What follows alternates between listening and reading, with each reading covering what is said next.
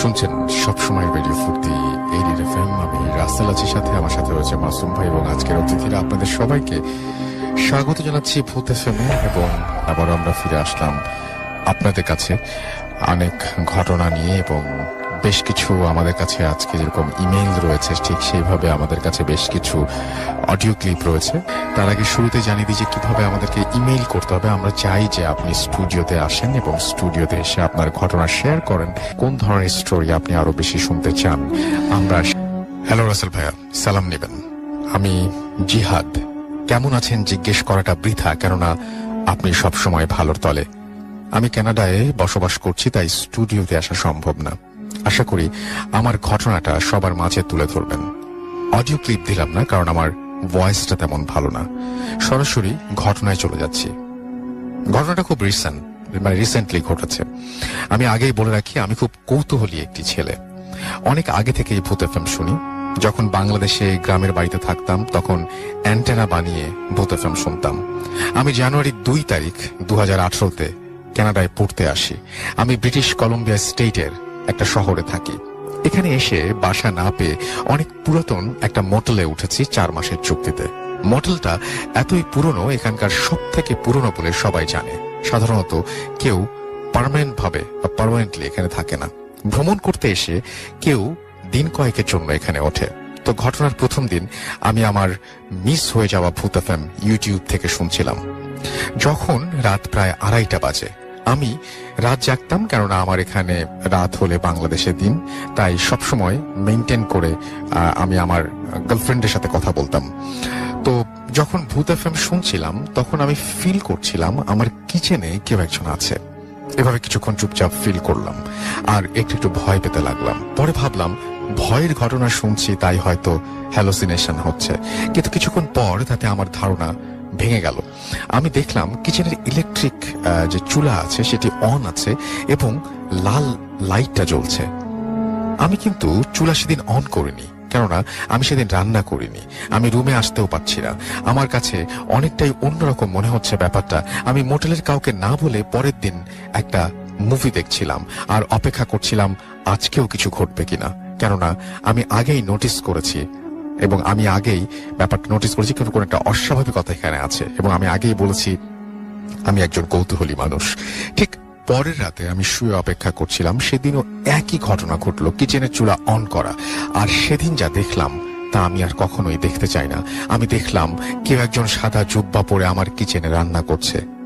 আমি পুরোপুরি আমার ব্ল্যাঙ্কেট যেটা ছিল সেটাকে মাথা মুড়িয়ে চোখ বের করে দেখতে চেষ্টা করলাম।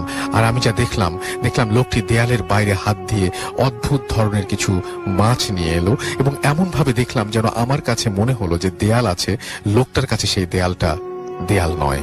আর সে এভাবেই বাইরে থেকে কিছু একটা নিয়ে রান্না করতে শুরু করলো। আমি চুপ করে দেখেই যাচ্ছি। পরে লোকটি আমার দিকে ঘাড় ঘুরে দাঁড়ালো। আমি দেখলাম কোন চার্চের ফাদারের মতো, গলায় একটা লকেট। আমি খুব ভয় পাচ্ছিলাম। আমার ফোনটা বেজে উঠলো, আমার গার্লফ্রেন্ডের ফোন। সাউন্ড হওয়ার সাথে সাথে সবকিছু অদৃশ্য হয়ে গেল। পরের দিন আমি ভার্সিটিতে গিয়ে কয়েকজন বাংলাদেশি স্টুডেন্টের সাথে আমার ঘটনাটা শেয়ার করলাম। তাদের মধ্যে একজন বলল, এই মোটেলে একটা ভয়ানক অতীত আছে। আমি বাসায় এসে প্রতিদিনের মতো রাত জেগে থাকতাম, আর সেদিন আলাদা কিছু ঘটলো না, কিন্তু যা ঘটলো সেটা আরো ভয়ানক। সেদিন রাতে আবার সেই লোকটা আসলো, কিন্তু সেদিন যা হলো, লোকটি কিচেন থেকে আমার বিছানার পাশ দিয়ে টেলিভিশনের কাছে এসে দাঁড়ালো। আমি দেখলাম লোকটি যেন শূন্যে ভাসছে, এবং সেদিন তার চেহারাটা এমন ভয়ানক ছিল যেন অনেকগুলো ফাটা চির ধরা দাগ, আর চোখটা সাদা বর্ণের। আমি খুব ভয় পাচ্ছিলাম, আমার শরীর ঘামে প্রায় ভিজে গেছে। তারপর আমি দেখলাম লোকটা একটা রশ্মি বের করে ওপর থেকে টানিয়ে নিজেই ফাঁসিতে ঝুলে গেল আর হাওয়ায় মিলিয়ে গেল। সব থেকে রহস্যময় কথা হলো, আমার রুমের ওপরের দেয়ালে এই রশ্মি ঝুলানোর কোনো জায়গা নেই। আমি খুব ভয় পেয়ে সেই রাত পার করলাম আমার গার্লফ্রেন্ডের সাথে কথা বলতে বলতে। পরে পাশের সুপার শপে এক বাংলাদেশি ভাইয়ের কাছে সব বলে জানতে পারলাম যে এই মোটেলের কোনো এক রুমে এক খ্রিস্টান লোককে মেরে তাকে ফাঁসিতে ঝুলিয়ে দেয়া হয়েছিল। সেও অনেক আগের কথা, তখন রুমে পাখা ছিল। আমি আজও সেখানেই আছি, কেননা আমি বাসা পাইনি। এরপর আমি আর কিছু দেখিনি, আর দেখতেও চাই না। আমি ভাবতাম আমার সামনে সব পড়ে না কেন, আর এখন ভাবি আর যেন কোনোদিন না হয় সব আমার সাথে। ভালো লাগলে পড়ে শোনাবেন। এরপরে কিছু ঘটনা আমি ইমেইল করে দেব। আমরা চলে যাব একটা ইমেইলে, এবং আশা করছি যে এই ইমেইলটা আপনাদের ভালো লাগবে। তো পড়ছি যেভাবে লিখেছেন। রাসেল ভাই, আসসালামু আলাইকুম। ওয়ালাইকুম সালাম। তিনি লিখছেন যে আশা করি আজও সব সময়ের মতো ভালো আছেন। আমি একজন ছোটখাটো ব্যবসায়ী। ব্যবসা ছোট হলেও আমার অনেক ব্যস্ত থাকতে হয়। ব্যস্ততার মাঝেও আমি শুক্রবার মাঝরাতে ভূত এফএম টিউন করতে ভুলি না। অনেকদিন ধরে ইচ্ছে ছিল ভূত এফএম এর জন্য নিজের এলাকাতে ঘটে যাওয়া ঘটনা মেইল করব, কিন্তু সময় হয়ে ওঠে না। সম্প্রতি মেইল এবং অডিও ক্লিপ নিয়ে স্পেশাল আয়োজনটা ভালো লেগেছে। সেই স্পেশাল এপিসোড শুনে আপনাকে মেইল করার ইচ্ছেটা আর দমিয়ে রাখতে পারলাম না। শুরুতেই বলে রাখি, আমার পক্ষে ভূত এফএমে উপস্থিত হওয়া সম্ভব না। আমার মেইলটা ভালো লাগলে পড়ে শোনাবেন। আমি যে ঘটনাটি লিখছি সেটি খুবই সাম্প্রতিক কালের ঘটনা আমার এলাকার বাড়িকে কেন্দ্র করে। তবে বাড়িটিকে ভুতুরে বাড়ি বা হন্টেড হাউস ভাবার কোনো কারণ নেই। বাড়িটা নির্মিত হয়েছে মাত্র 4 বছর আগে। বাড়িটির অবস্থান ফেনী জেলার ফরহাদ নগর গ্রামে। সৌদি প্রবাসী একজন ধনী ব্যক্তি শখ করে এই বাড়িটি 5 কোটি টাকা ব্যয় করে বানিয়েছেন, কিন্তু সেই বাড়িতে তিনি থাকার সুযোগ খুব একটা পান না। শুধু ঈদের সময় 2-1 দিনের জন্য তিনি পরিবার নিয়ে সেই বাড়িতে থাকেন, আর সারা বছর বাড়িটা ফাঁকা থাকে। বলা যায় সেই বাড়িটি পাড়ার শেষ বাড়ি, কারণ গ্রামের ওই বাড়ির দক্ষিণে দীর্ঘ জায়গাতে আর কোনো বাড়ি নেই। চারপাশে ধানের জমি, আর মাঝখানে উঁচু দেয়াল ঘেরা সেই বাড়ি। ভেতরে সুইমিং পুল আকৃতির একটি পুকুর রয়েছে। বাড়ি রক্ষণাবেক্ষণের জন্য পাশের গ্রামের একজন অবসরপ্রাপ্ত পুলিশকে দারোয়ান হিসেবে দায়িত্ব দেওয়া হয়েছে। বাড়ির মালিকের অনুপস্থিতিতে মূল সেই দারোয়ান বা কেয়ারটেকার ছিল সর্বেসর্বা। তিনি নিজের মতো করে বাড়িটিকে সাজিয়ে গুছিয়ে রাখতেন। আমাদের গ্রামে সন্ধ্যা 8টা বাজলেই সবাই যে যার ঘরে ফেরে। 9টা বাজলে পুরো গ্রামে পূর্ণ নীরবতা নেমে আসে। যে বাড়ির কথা বলছি সেই বাড়ির সামনের রাস্তাটিতে সন্ধ্যা 7টার পর আর কাউকে পাওয়া যায় না। এমন নীরব পরিবেশে থেকেও বাড়িটিকে আমাদের কাছে কখনোই ভুতুরে বাড়ি মনে হতো না, কারণ বাড়ির সিংহ দরজায় অনেক সুদৃশ্য বৈদ্যুতিক বাতির আলো চলে, যে আলোয় বাড়ির ভেতরের বাইরটা আলোকিত হয়ে থাকতো। কিন্তু বাড়ির দারোয়ান, তার মুখে এমন একটি রহস্যময় বর্ণনা বা ঘটনা আমরা শুনেছি, যা শোনার পরে দিনের বেলাতেও এখন বাড়িটিকে দেখলে ভয় লাগে। দারোয়ান বললেন, ঘটনা শুরু হয়েছিল গত বছরের গ্রীষ্মের এক সন্ধ্যাবেলা। সেদিন সন্ধ্যা 7টার দিকে বাড়ির ছাদ থেকে দেখলেন বাড়ির সামনে 12-13 বছরের বয়সী একটি মেয়ে দাঁড়িয়ে আছে। মেয়েটা অবাক চোখে বাড়িটা দেখছিল। গরমের ঋতুতে সন্ধ্যা 7টা বাজে, দিনের আলো পুরোপুরি মিলিয়ে যায় না, তখনও আবছা আলো থাকে। সেই আবছা আলোতে দারোয়ান মেয়েটির চেহারা স্পষ্ট দেখতে পাচ্ছিলেন। মেয়েটার গায়ের রং ছিল নিকষ কালো বর্ণের। দারোয়ান ভাবলেন, সুন্দর বাড়ি দেখে মেয়েটা হয়তো তাকিয়ে আছে, কারণ নতুন বাড়ির সৌন্দর্য দেখে অনেকেই এভাবে বাড়িটার দিকে তাকিয়ে থাকতো। পরের দিন প্রায় একই সময়ে দারোয়ান বাড়ির গেটে দাঁড়ানো ছিলেন। হঠাৎ তিনি দেখলেন গতদিনের সেই মেয়েটা আজও বাড়ির সামনে এসে দাঁড়ালো। তিনি মেয়েটির কাছে গিয়ে তার পরিচয় জানতে চাইলেন। মেয়েটা জানালো সেই এলাকায় রসুল আহমেদ নামের এক ব্যক্তির কন্যা, এবং তার নাম পারুল। দারোয়ান পাশের গ্রামের লোক হলেও তিনি এই গ্রামের কাউকে চিনতেন না। পুলিশে চাকরি করতেন বলে চাকরির কারণে তিনি দেশের অন্যান্য জেলাতে, বিভিন্ন জেলাতে পোস্টিং পেয়ে সারা জীবন কাটিয়ে দিয়েছেন। তাই প্রতিবেশীর এলাকার লোকজনের ওনার সাথে ওনার পরিচয় গড়ে ওঠেনি। যা হোক, পরদিন একই সময়ে একই জায়গাতে দারোয়ান পারুলকে আবার দেখতে পেলেন। স্বাভাবিকভাবে দারোয়ান মেয়েটাকে কিছুটা উদ্বিগ্ন হয়ে গেলেন। তার আশঙ্কা হচ্ছিল পারুল মেয়েটা হয়তো চোর বা ডাকাত দলের ইনফর্মার হতে পারে। তিনি আজ মেয়েটাকে ধরে জানতে চাইলেন যে কি হয়েছে, সবসময় কি দেখো। মেয়েটা বলল সে বাড়ির একটি বাড়িতে ঝিয়ের কাজ করে। বিকেল বেলা নিজের বাড়িতে ফিরে যাওয়ার আগে বাড়িটা দেখতে তার ভালো লাগে। দারোয়ান মেয়েটির কথা বলার সহজ সরল নিষ্পাপ ভঙ্গিকে বিশ্বাস করতে পারল না, কিন্তু তার ভয় ছিল মেয়েটা যদি সত্যি নির্দোষ হয়ে থাকে তাহলে মেয়েটাকে চোর সাব্যস্ত করতে গেলে তার পরিবার ও পাড়া প্রতিবেশীকে দারোয়ানকে শাস্তি দিয়ে ছাড়বে। তাই কথা না বাড়িয়ে মেয়েটাকে ছেড়ে দিলেন। পরের দিন দারোয়ান পারুল নামের মেয়েটিকে দেখতে পেলেন এবার মেয়েটিকে নিয়ে দারোয়ান আর অবাক হননি। সেদিন পারুলের সাথে দারোয়ান প্রায় আধ ঘন্টা কথা বললেন। পারুল কথার সাথে দারোয়ান নিশ্চিত হলেন যে এই মেয়েকে নিয়ে উদ্বিগ্ন হবার কোনো কারণ নেই, তার আসলেই কোনো বদমতলব নেই। রাতের অন্ধকার নামা শুরু করার পর পারুল তার বাড়ির দিকে চলে যায়। পারুল চলে যাবার পর সে রাতে দারোয়ান কিছু বিচিত্র অভিজ্ঞতার মুখে পড়েন। তিনি শুনতে পেলেন বাথরুম থেকে একটা ছোট বাচ্চার হাসির শব্দ ভেসে আসছে। বাথরুমে গিয়ে দেখলেন পানির ট্যাপ থেকে পানি পড়ছে। দারোয়ান ভাবলেন তিনি নিজেই হয়তো ভুল করে ট্যাপ খুলে রেখে গেছেন। মাঝরাতে দারোয়ানের আবার ঘুম ভাঙল বাথরুমে পানি পড়ার শব্দে। দারোয়ান এবার ভাবলেন পানির ট্যাপ হয়তো নষ্ট হয়ে গেছে। যথারীতি পারুলের সাথে পরের দিন দারোয়ানের দেখা হলো। পারুল দারোয়ানের কাছে জানতে চাইল তিনি একা এত বড় বাড়িতে থাকতে ভয় পান কিনা। দারোয়ান পারুলের কথা শুনে হেসে উড়িয়ে দিল। বাস্তবে এই দারোয়ান ছিলেন প্রচন্ড সাহসী। দারোয়ান পারুলকে বললেন তিনি তার পেশা জীবনে অনেক ভয়ঙ্কর দায়িত্ব পালন করেছিলেন। যদি ভয় পাবার মতো কিছু ঘটতো তাহলে ভয় সেখানে পেতেন। উল্লেখ্য, দারোয়ান নিজে কখনো ভূত প্রেতে বিশ্বাস করতেন না। পারুল যাবার আগে দারোয়ানকে সতর্ক করে দিয়ে বলল এই বাড়িতে সাথী নামে 2 বছর বয়সী একটা মেয়ে শিশু বাস করে। এই শিশুটি 10 বছর আগে পানিতে ডুবে মারা গিয়েছে। দারোয়ান মনে করলেন পারুল তার সঙ্গে কৌতুক করছে এবং ভয় দেখাতে চাইছে। পরের দিন বিকেলে আকাশে মেঘ জমতে শুরু করলো। বিকেল 5টা বাজার আগেই ঘন মেঘের কারণে সন্ধ্যাবেলার মতো অন্ধকার নেমে এলো। বৃষ্টি আসবে দেখে দারোয়ান সবগুলো জানালা বন্ধ করে বারান্দার দরজা বন্ধ করে দোতলায় গেলেন।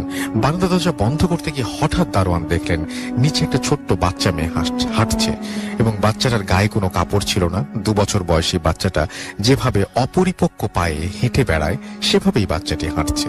দারোয়ান ভাবলো হয়তো পাশের বাড়ির কোনো বাচ্চা খেলতে খেলতে এখানে চলে এসেছে। হাঁটতে হাঁটতে বাচ্চাটা পুকুরের দিকে এগিয়ে যাচ্ছিল। সে যেভাবে পুকুরের দিকে এগিয়ে যাচ্ছিল পুকুরে পড়ে গিয়ে নিশ্চিত কোনো দুর্ঘটনা ঘটাবে। তিনি বাচ্চাটিকে জোরে ডাক দিলেন, কিন্তু বাচ্চাটি এক মনে হেঁটেই চলেছে। দারোয়ান দোতলা থেকে নেমে বাচ্চাটির পেছনে দৌড় লাগালেন। শেষ পর্যন্ত তিনি বাচ্চাটার কাছে পৌঁছানোর আগে সে পুকুরে পড়ে গেল। তখন গ্রীষ্মকাল ছিল বলে পুকুরের কিনারে পানি বেশি ছিল না। দারোয়ান লাফ দিয়ে পানিতে পড়ে অগভীর পানিতে বাচ্চাটিকে প্রাণপণ খুঁজতে লাগলেন। তারপর তিনি দেখলেন মাঝ পুকুরে বাচ্চাটি ভেসে উঠল। মৃত মানুষ যেভাবে ভেসে ওঠে ঠিক সেভাবে বাচ্চাটি স্থির হয়ে আছে। দারোয়ান দ্রুত মাঝ পুকুরে সাঁতরে গেলেন, কিন্তু পুকুরের মাঝামাঝি গিয়ে তিনি টের পেলেন কেউ একজন তার পা ধরে নিচের দিকে গভীর পানির দিকে টেনে নিতে যাচ্ছে। তারপর তিনি বুঝতে পারলেন হাতগুলো তাকে টানছে, যে হাতগুলো ছোট বাচ্চার মতো। কয়েক সেকেন্ড পর তিনি টের পেলেন তাকে শুধু এক জোরে হাত টানছে না, মনে হলো অন্তত 4-5 জোড়া হাত, কোমল হাত তাকে নিচের দিকে টেনে নিয়ে যেতে চাইছে। দারোয়ান ভয় পেলেন, জোরে পা নেড়ে হাতগুলোকে ছাড়িয়ে পানিতে উঠে ভেসে উঠলেন। পানির উপরে ওঠার পরে তিনি সেই বাচ্চাটিকে পুকুরের ঘাটে উঠে হেঁটে যেতে দেখলেন। কিছুক্ষণ পর ঝুম বৃষ্টি হলো। দারোয়ান বাচ্চাটির কথা ভেবে কিছুই বুঝতে পারছিলেন না। এই বাচ্চাটি কি তার মনের ভুল ছিল? কিন্তু মনের ভুল দেখে তো এত দীর্ঘ সময় ধরে থাকা যায় না। বৃষ্টির কারণে পরদিন দুপুরবেলা পর্যন্ত দারোয়ান বাড়ি থেকে বের হতে পারলেন না। সন্ধ্যায় আবার পারুলের সাথে দারোয়ানের দেখা হয়। দারোয়ান খেয়াল করলেন পারুলের চোখ মুখ খুব শুকনো। শীতকালে যেভাবে মানুষের ত্বক ঠোঁট শুকিয়ে যায় তার ত্বক ঠোঁট সেভাবেই ফেটে গেছে। অথচ সেদিন ছিল বৃষ্টি ভেজা আর্দ্র আবহাওয়ার দিন। সেদিন কারো ঠোঁট এভাবে ফেটে যাওয়ার কথা না। যাই হোক, দারোয়ান আগের দিন দেখা বাচ্চাটির কথা পারুলকে বললেন। পারুল নিজেই দারোয়ানকে জিজ্ঞেস করলো তিনি কোনো বাচ্চা দেখেছিলেন কিনা। বললেন না দারোয়ান, তার আগেই পারুল জিজ্ঞেস করলেন। দারোয়ান মনে মনে অবাক হলেন পারুল কিভাবে বাচ্চাটার কথা জানলো। তবে তিনি সম্পূর্ণ অস্বীকার করে বললেন তিনি কোনো বাচ্চা টাচ্চা দেখেননি। পারুল আজও দারোয়ানকে সতর্ক করে দিলেন, বললেন এই বাড়িতে 2 ছেলে মেয়ে থাকে। মেয়েটা হলো সাথী আর ছেলেটার নাম মাহাতাব ছেলেটা 20 বছর আগে পাশের এক বাড়িতে কুকুরের কামড়ে মারা গিয়েছিল। পারুল বলল তিনি যেন বাচ্চাগুলোকে বাড়ি থেকে না তাড়িয়ে দেন। দারোয়ান পারুলের কথা হেসে উড়িয়ে দিলেন, কিন্তু তার মন কেমন যেন করে উঠল। একটা ভয় তার মনে ঢুকে গেল। সেদিন রাতের বেলা দারোয়ানের ঘুম আসছিল না। মাঝরাতে তিনি উপরের ঘরে শিশুর ধূপধাপ দৌড়ানোর শব্দ আর খিলখিল করে হাসির আওয়াজ শুনতে পেলেন। তিনি সাহস করে সিদ্ধান্ত নিলেন কি ঘটছে তা দেখবেন। একটা লাঠি আর টর্চ নিয়ে তিনি ওপর দিকে উঠে গেলেন। ওপরে গিয়ে তিনি আবারও হাসির শব্দ পেলেন। তিনি খেয়াল করে দেখলেন বাড়ির মালিক নিজের জন্য বিশেষভাবে যে বেডরুম বানিয়েছেন সেই রুম থেকেই আওয়াজটা আসছে। পা টিপে টিপে তিনি সেই ঘরে ঢুকে আলো জ্বালালেন। তিনি দেখতে পেলেন খাটের সাথে 7-8 বছরের একটা ছেলে দাঁড়িয়ে আছে। ছেলেটিকে দেখে তিনি শিউরে ওঠেন। শুটকি মাছের চোখের মতো চোখগুলো শুকিয়ে গেছে, বসে গেছে, আর ঠোঁট দেখে মনে হচ্ছিল তীব্র শুকনো আবহাওয়ায় তার ঠোঁট ফেটে কাঠ হয়ে গেছে। দারোয়ান ভয়ে জিজ্ঞেস করলেন, তুমি কি জোরে জোরে হাসছিলে? ছেলেটি মাথা নাড়িয়ে জানালো সে হাসেনি। দারোয়ান আবার জিজ্ঞেস করলেন, কে হাসছিল? ছেলেটি হাত ইশারা করে খাটের নিচে দেখালো। দারোয়ান টর্চের আলো ফেলে দেখলেন গতদিন বিকেলে যে বাচ্চাটিকে তিনি পুকুরের পাড়ে যেতে দেখেছিলেন সেই বাচ্চাটা খাটের নিচে জড়সড় হয়ে বসে আছে। তার সারা গা পানিতে ভেজা, গা বেয়ে পানি পড়ছে, মনে হচ্ছিল এই মাত্র পানি থেকে উঠে এসেছে। দারোয়ান আর কোনো কথা বলতে পারলেন না। তিনি ভয় পেয়ে দৌড়ে বাড়ি থেকে বের হয়ে গেটের গার্ডরুমে চলে গেলেন। সেই রাতে তার ঘুম হচ্ছিল না। ফজরের নামাজের পর দারোয়ান মসজিদে একজন মুরব্বীকে নিয়ে বসলেন। মুরব্বীর কাছে জানতে চাইলেন সাথী নামের কোনো বাচ্চা কখনো পানিতে পড়ে মারা গিয়েছিল কিনা। মুরব্বী জানালেন 15 বছর আগে তার চাচাতো ভাইয়ের 2 বছর বয়সী এক মেয়ে ছিল, তার নাম ছিল সাথী। মেয়েটা পানিতে খেলতে পছন্দ করত। টিউবওয়েল দেখলেই সে পানি দৌড়ে গিয়ে টিউবওয়েল চেপে পানি ফেলার চেষ্টা করত। পানি দেখলেই সেদিকে দৌড়ে যেত। মেয়ে পুকুরের পাড়ে যাবে এই আশঙ্কায় তার মা সারাক্ষণ পানি থেকে দূরে রাখার চেষ্টা করত। কিন্তু এক গ্রীষ্মের সকালে বাড়ির সামনে মজা ডোবায় সে ডুবে মারা যায়। দারোয়ান এবার জানতে চাইলেন মাহতাব নামে এই এলাকায় কোনো ছেলে কুকুরের কামড়ে মারা গিয়েছিল কিনা। মুরব্বী অবাক হলেন। তিনি দারোয়ানকে বললেন, মাহতাব এই এলাকার ছেলে ছিল না। প্রায় 20 বছর আগে মাহতাবের মা ভূঁইয়া বাড়িতে ঝিয়ের কাজ করত। তাদের পৈতৃক নিবাস ছিল বরিশাল। মাহতাব যখন 8 বছরের ছেলে তখন জলাতঙ্ক রোগে আক্রান্ত হয়ে প্রচন্ড পিপাসার্ত অবস্থায় এক গ্রীষ্মের রাতে মৃত্যুবরণ করে। এত দীর্ঘ সময় পর মাহতাবের কথা কারোরই মনে নেই। মুরব্বী দারোয়ানের কাছে জানতে চাইলেন তিনি কার কাছ থেকে মাহতাবের কথা শুনেছেন। দারোয়ান মুরব্বীকে বললেন এই এলাকার রসুল আহমেদের মেয়ে পারুল তাকে এই 2 শিশুর কথা বলেছে। দারোয়ান বললেন তিনি মুরব্বীর সাথে কথা বলে পারুলের বাড়ি দেখতে চাইলেন বা তার সাথে দেখা করতে চাইলেন। মুরব্বী আগের চেয়েও বেশি বিস্মিত হলেন। তিনি জানলেন রসুল আহমেদের ছোট মেয়ে পারুল মাহতাবের মতো জলাতঙ্ক রোগে আক্রান্ত হয়েছিল। জলাতঙ্ক রোগে ভুগে 2005 সালে এক গ্রীষ্মের সকালে সে মারা যায়। ঘটনাটি এটাই। এর কোনো ব্যাখ্যা আমরা খুঁজে পাইনি। সঙ্গত কারণে বাড়ির মালিক এবং দারোয়ানের নাম উল্লেখ করিনি। ভালো লাগলে পড়ে শোনাবেন। ভালো থাকুন। সাইফুল ইসলাম, ফরহাদনগর, ফেনী। সাইফুল ইসলাম, আমার একটা প্রশ্ন আছে আপনার কাছে, আর সেই প্রশ্নটি হচ্ছে যে আপনি যে দারোয়ানের কথা বলছেন তিনি যখন মুরব্বীর সাথে কথা বললেন এবং কথা বলে সিদ্ধান্তে আসতে পারলেন, সব ঘটনা জানতে পারলেন, তারপর থেকে তিনি পারুলকে আর দেখতে পেয়েছিলেন কিনা পরবর্তী ইমেইলে এই জিনিসটা ক্লিয়ার করবেন আশা করব। ভূত FM, the night comes alive with Grameenphone.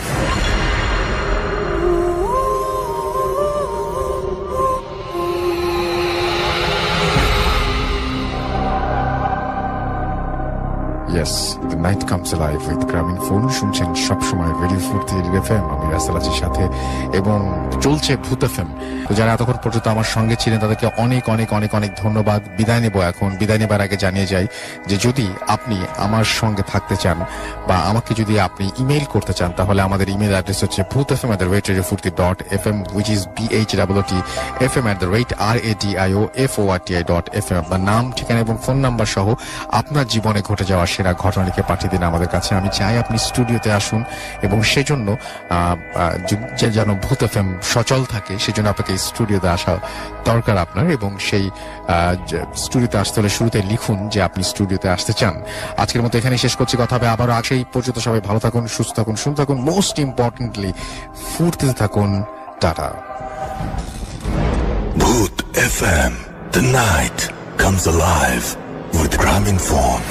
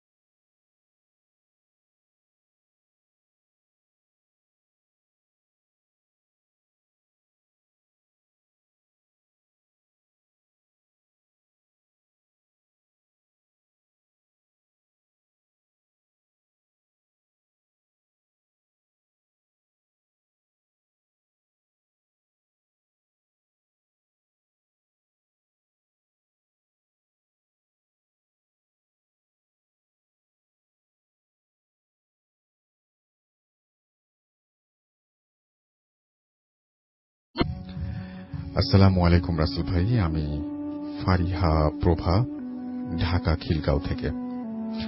আপনাকে জিজ্ঞেস করলাম না কেমন আছেন। আশা করি আল্লাহ আপনাকে সবসময় ভালো রাখবেন, সুস্থ রাখবেন। আমি এবার এসএসসি পরীক্ষা দিয়েছি, সামনেই আমার রেজাল্ট, দোয়া করবেন। আমার পক্ষে স্টুডিওতে যাওয়া সম্ভব নয়, তাই মেইল পাঠালাম, আশা করি সবার ভালো লাগবে। ঘটনাটা শুরু হয় আমার মার থেকেই। আমার মা তখন জগন্নাথ ইউনিভার্সিটিতে পড়তেন। আমার মা এবং আমার নানারা সকলে গাজীপুরে থাকতেন। আমার মাকে তাই প্রায় বাসে করে জার্নি করে ক্লাস করতে হতো। আমার মার বিয়ের পরে আমার বাবা তাকে প্রায় বাসায় এগিয়ে দিয়ে আসত, কিন্তু একদিন কোনো কারণে আমার বাবা আমার মার সাথে গাজীপুরে যেতে পারলেন না।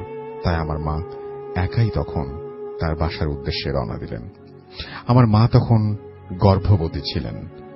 রাত অনেক বেশি হয়ে গিয়েছিল, তাই আমার মা প্রতিদিন যে রাস্তা দিয়ে বাড়িতে যান সেই রাস্তা দিয়ে না গিয়ে অন্য একটি রাস্তা দিয়ে যাচ্ছিলেন। পথে কি হয়েছিল তা আমার মা কিছু খেয়াল করেননি, কিন্তু সকালে আমার মাকে অজ্ঞান অবস্থায় পাওয়া যায় এবং অজ্ঞান অবস্থা তাকে পান মসজিদের ইমাম সাহেব।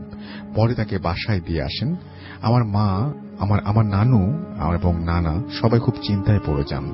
ঠিক কিছুদিন পরে জানতে পারেন আমার মার বাচ্চাটি নষ্ট হয়ে গেছে। এরপর থেকে আমার মা মানসিকভাবে অনেক আহত হয়ে পড়েন এবং পরপর 4টি বাচ্চা এইভাবে নষ্ট হয়ে যায়। 6 বছর পার হয়ে যায়। সকলে আমার পরিবারকে বলে আমার মা কখনো আর মা ডাক শুনতে পারবেন না, এবং ডক্টররাও তাই বলেন। কিন্তু এক মৌলানা সাহেব, যিনি সচরাচর জিন তাড়ানোর কাজ করতেন এবং ঝাড়ফুঁক করতেন, তিনি আমার মার চিকিৎসা করান এবং সবাই বলে আমার মার সেফটির জন্য নাকি মৌলানা সাহেব জিনদের দিয়ে পাহারায় রাখতেন। 2001 সালে আমার জন্ম হয় এবং আমি পুরো সুস্থ থাকি, কিন্তু আমার মা অনেক বেশি অসুস্থ হয়ে পড়েন। তিনি মানসিক ভারসাম্য হারিয়ে ফেলেন, নিজে নিজে কথা বলেন, নিজেই নিজেকে আঘাত করেন বিভিন্নভাবে, নিজের চুল ধরে নিজে টানাটানি করেন। এছাড়াও অদ্ভুত অদ্ভুত কাজ করতেন। আমাদের এলাকার সবাই আমার মাকে পাগল বলে ডাকত এবং নানাভাবে সবাই আমার মাকে আঘাত করত এবং অনেক কিছু বলত। আমি তখন মাত্র কয়েক মাসের বাচ্চা। আমার মা, আমার খালা আমাকে বড় করেছে। আমার খালা, আমার মার অবস্থা খারাপ হওয়ার কারণে আমার খালা এবং মামা আমাকে নিয়ে আলাদা থাকত। মার আদর থেকে বঞ্চিত থাকা সত্ত্বেও আমার খালা আমাকে সেই মায়ের আদর দিয়েই বড় করেছেন। ছোটবেলা থেকেই আমার একটা বিরাট গুণ ছিল, আর সেটা হলো আমার স্বপ্ন। আমি রাতে যেই স্বপ্ন দেখতাম, যেটাই দেখতাম সেটাই সত্যি হতো। শুরুটা 2009 সালে। আমি একা একা ঘুরে বেড়াতে অনেক ভালোবাসতাম, তাই প্রতিদিন দুপুরে বের হয়ে যেতাম একা একা রাস্তায় এবং মানুষদের বাড়ি ঘরের আশেপাশে হাঁটাহাঁটি করতাম। আমাদের এলাকায় বাড়িঘর কম ছিল, কিন্তু গাছপালা অনেক বেশি ছিল। আমি যখন ক্লাস 4-এ পড়ি, প্রতি রাতেই ঠিক একটা সময় আমার ঘুম ভেঙে যেত এবং আমি আমার রুমে 4টা কোণায় 4 রকমের ছায়া দেখতাম। আমি অনেক সাহসী ছিলাম এবং ভয় না পেয়ে নিজেকে এই বলে সান্ত্বনা দিয়েছি যে এগুলো আমার কল্পনা। কিন্তু পরীক্ষা করার জন্য একদিন আমি ভালো করে লক্ষ্য করে দেখলাম সেই ছায়াগুলো হাঁটাহাঁটি করে এবং তারা একজন অপরজনের সঙ্গে কথা বলে। তারা কথা বলছে, আমি স্পষ্ট বুঝতে পারছি, কিন্তু কি বলছে তা বুঝতে পারছি না। একদিন দেখি আমার উপরে উঠে কে যেন আমাকে লুকিয়ে লুকিয়ে দেখছে একটু পর পর। যেই মাত্র আমি উঠতে গিয়েছি তখনই তা অদৃশ্য হয়ে গেল। আরেকদিন বিকেলবেলা আমি রাস্তা দিয়ে হাঁটছিলাম, তখন আমি দূর থেকে লক্ষ্য করি একটি বাসার পেছনে 2টি ছায়া। আমার মা তার বাচ্চাকে আদর করছে এবং কোলে নিয়ে বাচ্চার সাথে খেলছে। একটি মা তার বাচ্চাকে আদর করছে এবং কোলে নিয়ে খেলছে। প্রথমে ছায়াটি কালো ছিল এবং আমি যত কাছে যাচ্ছিলাম ছায়াটি ততই কালো থেকে নীল এবং হলুদ, মানে বিভিন্ন রং ধারণ করছিল। আমি অনেক কাছে এগিয়ে আসলাম, তখনই ছায়াটা সাদা রং হয়ে উধাও হয়ে গেল। এই ব্যাপারে আমি আমার একজন আন্টির সাথে কথা বললাম। আন্টি 10-12 বছর ধরে বাচ্চাদের আরবি পড়ান। ভাবলাম আন্টির এই বিষয়ে ধারণা আছে। আন্টি আমাকে বললেন, তুমি যেহেতু ছায়া দেখো এবং তাদের পরস্পর কথা বলতে দেখো, তাহলে তোমার কাজ তাদের সঙ্গে কথা বলা। তুমি একবার চেষ্টা করে দেখতে পারো। আমি রাতের বেলায় ঘুমাইনি, জেগেছিলাম তাদের দেখার জন্য। যেই মাত্র তাদের দেখা পেলাম, তখনই আমি তাদের সামনে গিয়ে জিজ্ঞেস করলাম, কে আপনারা? আমার কাছে কি চান? কেন এখানে আসেন প্রতিদিন?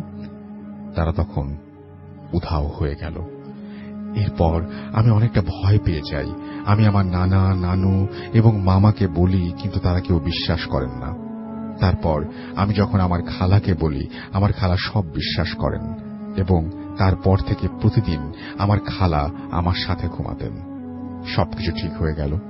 কিন্তু হঠাৎ আমার খালার বিয়ে ঠিক হয়ে যায় এবং আমার খালা গাজীপুরে চলে যায়। এরপর থেকে আমার মামা আমার সাথে ঘুমাত। 2012 সাল, রাত কয়টা বাজে তা খেয়াল নেই। আমি দেখছি একটি অবয়ব, পুরো শরীর তার নীল রঙের, পা নেই, চোখগুলো বড় বড় এবং খয়েরি রং, তাও মণি ছাড়া। আমি শুয়ে আছি, সে হঠাৎ আমার বুকের ওপর উঠে বসল এবং আমার গলা চিপ দিয়ে ধরল। আমি প্রচন্ড বুকে ব্যথা পাচ্ছিলাম, নিঃশ্বাস নিতে পারছিলাম না। খুব জোরে চিৎকার দিতে চাচ্ছিলাম, তাও পারছিলাম না। যখন খুব জোরে আল্লাহর নাম নিলাম, তখনই সেই অবয়ব আমাকে ছেড়ে দিল এবং আমি স্পষ্ট দেখছিলাম সেটা আমার রুমের ওপরের দেয়াল ভেদ করে হেঁটে চলছে। এরকম ঘটনা প্রায় দিন আমার সাথে হতে লাগলো। আমি নিজেও অনেক বেশি ডিস্টার্ব হয়ে যাই। সব সময় আমার ভেতর কেমন যেন এক অজানা ভয় কাজ করে। আমি একা কোথাও যেতে পারতাম না। আমার মামার চাকরি হয়ে যায় ঢাকার বাইরে এবং আমার মামাও আমাকে ছেড়ে চলে যায়। তখন আমি আমার নানা নানুর সাথেই থাকতাম। একটা সময় আসে যে আমি একা রুমে দিনের বেলায় থাকতেও পারতাম না। এই অবস্থা দেখে আমার নানা আমাকে এক হুজুরের কাছে নিয়ে যান এবং হুজুর বলেন, আমি খারাপ কিছু দেখেছি তাই এমন হচ্ছে। তিনি এটাও বলেন, হয়তোবা আমাকে সেদিন রাতে আমরা যেটা বলি বোবা ভূত, তা ধরেছিল। আমি তার কথায় বিশ্বাস করি এবং বলি, হতে পারে এমনটাই।